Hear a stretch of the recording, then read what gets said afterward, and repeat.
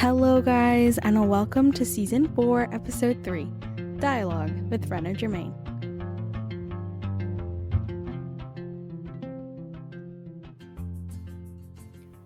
What's up, guys, and welcome back to the Inked Podcast. Today, we are going down yet another rabbit hole in our season about characters as we talk about our characters in terms of dialogue.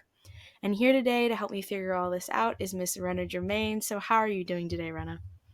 I'm doing good. How are you? I'm doing well. For those of you who do not know, just a little bit of an introduction to Renna. Ever since she discovered her love of stories 8 years ago, she has been aspiring to become a successful published author. She writes mainly medieval and pirate fantasy, as well as some historical fiction stories on the side. Currently, she is working on drafting a full-length fantasy novel called Dragons and Warriors, and editing another full-length novel called The Second Heir. Besides writing and brainstorming new story ideas, she enjoys creating character art, theater, and spending time with friends. And that is why she is here to talk about dialogue. So, shall we get down to that now, Renna? That sounds like a great idea. Okay, so our first question for the day is one that I personally want the answer to because I struggle with this a lot, and she's aware that I struggle with this a lot. And it is, how do you go about writing banter? I think personally for me is I usually just start with a normal conversation and then if I need something to that's banter,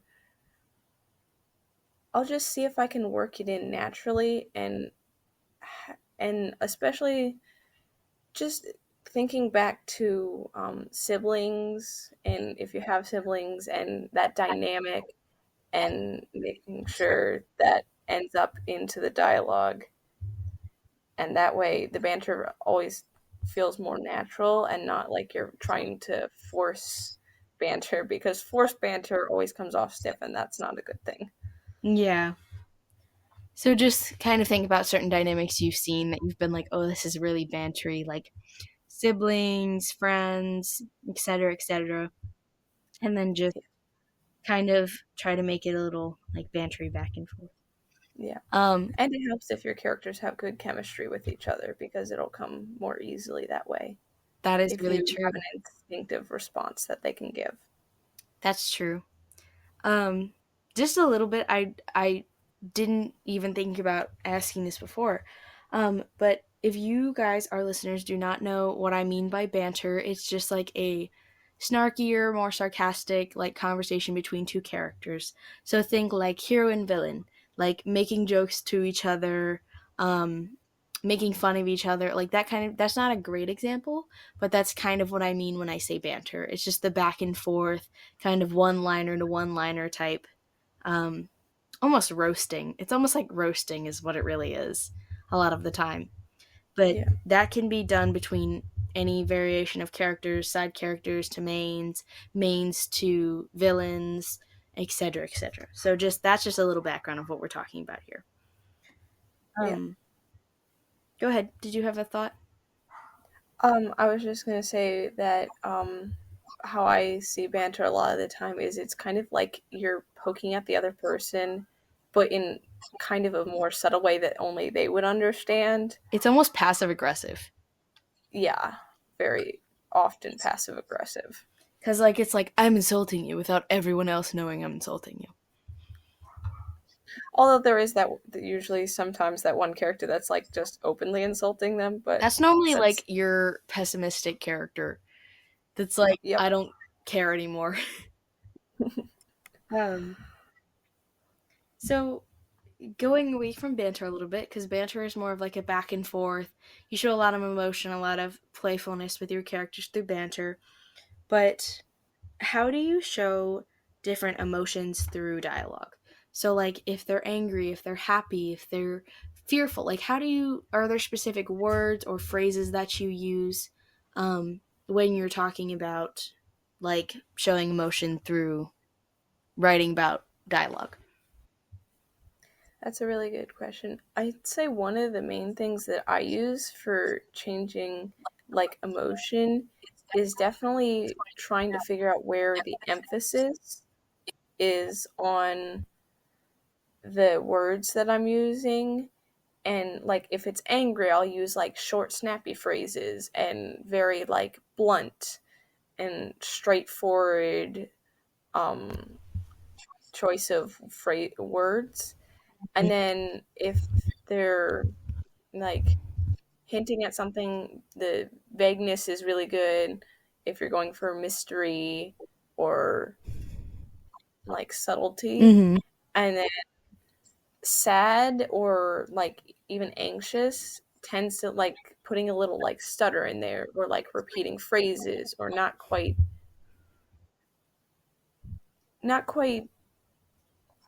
I get what you're saying. It's kind of like the haltingness to the speech. Yeah. Yeah, I understand what you're saying. That's definitely true. I feel like a lot of the time there are certain inflections you can give when you're using dialogue for different emotions. Um, but the I'm gonna go ahead and move on from that question because we have already talked about it or are about to talk about it in this season of the show at this point. Um, so we will talk a little more about that later. Actually, I'm thinking about it. I just had a friend on in our last episode, um, who we talked about showing emotion through dialogue. So if you guys want more information on showing emotion through dialogue, go back to the previous episode of the show because that is where we talk a little bit more about emotion in dialogue. And that is the episode with Fawn Merriweather. I love her so much. Um, so you guys can go check that episode out if y'all want more on that. Moving on to our next question, which is one that I have been asked a lot as a writer. And this, I think, is a very important question to answer, and that's should characters always speak modern day English? I've gotten that question quite a lot too. And my big answer is no. They shouldn't always speak modern day English. And as someone who writes medieval fantasy, pirate fantasy, historical fiction, all set in like olden day time periods, actually one of the main things that I do is try not to have them speak modern day English. And that's because a lot of the times if you use modern phrases, modern choice of words and like modern slang, it can jerk the reader out of the story. And so sometimes it may seem stiff and like you're sounding like an old British person, which is a remark I get from quite a few Mm-hmm. people, but it ultimately will help the setting, the aesthetic, the feeling of the story be more Mm-hmm. cohesive and feel more real and believable when they're not speaking modern day English, but they have that even that slight old fashioned feel. It actually fits with the story better, even if it might seem a little stiff to you as you're writing it. So, I agree with you on all of that mostly. The thing that's interesting to me is a lot of people have, like I said, a lot of people have asked me this question just because I write a lot of historical fiction, and a lot of people have been Yes. like, do your characters always speak like old English? And I'm like, technically, my characters don't speak old English at all. Like, they're speaking Middle English. That's what we call that.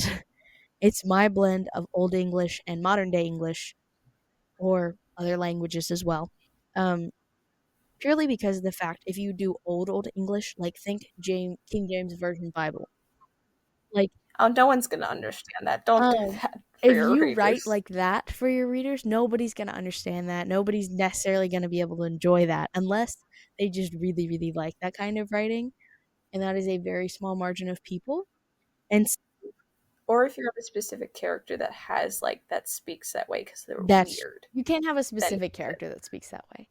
Um, but like the reason I call it Middle English is because that's what it is. It's like the mid range between old and modern day English. And so I encourage you guys, if you guys want to blend those two together, go for it because those two blended together normally makes a nice like balance. Like currently I'm working on a Sherlock Holmes type feel fan fiction, and I've used a lot of like older English phrases, but sometimes the characters sound very modern, and sometimes they sound more Old English. And so blending that together not only gives your characters like depth and like a really fun feel, it also gives them some character. Like it gives them a lot of personality. And you can play around with how much you blend it for different character voices to bring out different personalities. Like someone might be way more old fashioned if they're all like uptight and like snobby, or less old fashioned if they're like a rogue that's going off and doesn't really care about the Mm-hmm. rules at all. That's true. Um, so moving into our next question, which is one that I am learning very much for myself right now, and it's how important is it to give your characters an accent? Or like how do you really show an accent through dialogue? Okay.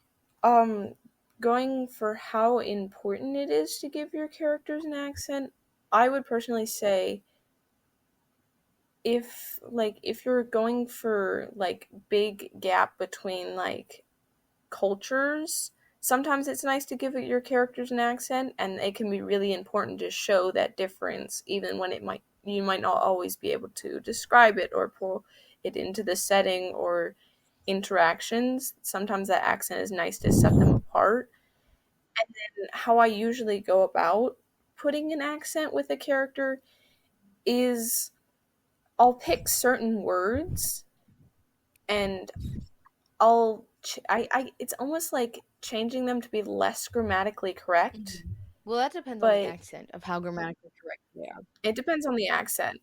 But one of the accents that I like to do is kind of like a Scottish like mix, and I it may sound like old fashioned, but my characters use a lot of like instead of saying you, they'll say ye, which sounds really weird out of context, but it works. And just it's important to think about it like phonetically almost. You have to phonetically how it would sound and then change your lettering in the words to make it sound like it would be spoken. At least that's usually Yeah, how I do that's it. that's true. Um, I can definitely say in playing around with accents a lot in my current stories, it's accents are not like you don't have to give every character an accent, but giving a single character an accent can also be like one of their quirks. So like when you're working on a character chart and you're adding like, okay, they need some like quirks, some characteristics that are like unique to them. Like an accent is one of those. So like I have a character right now who has a southern accent. She's very like Southern Belle, has a very thick southern accent. And like you were talking about with you turning into ye, she or like when she's talking to a group of people, she'll say y'all. And that's not normally like that's not technically phonetically correct. So that's definitely something that you can play around with accents. Um Moving on to our very last question for the day. What are some other things you think that we as writers should consider when writing dialogue? Oh, that's a really good question.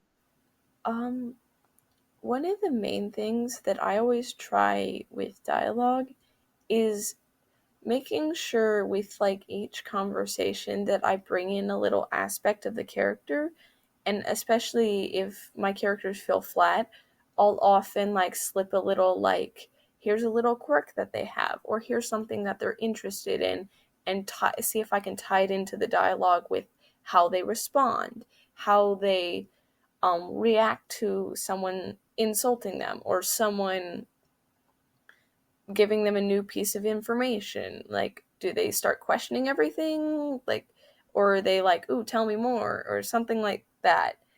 And then also with dialogue, that I like to consider dynamics, especially because character dynamics can really be shown beautifully in dialogue. It's probably the best way to show character dynamics is through dialogue. And considering that can really make your story Yeah. feel alive. Well, thank you, Renna, for being here today. You were awesome. Thank And you for again, having as me. always, thank you to our listeners for being here as well.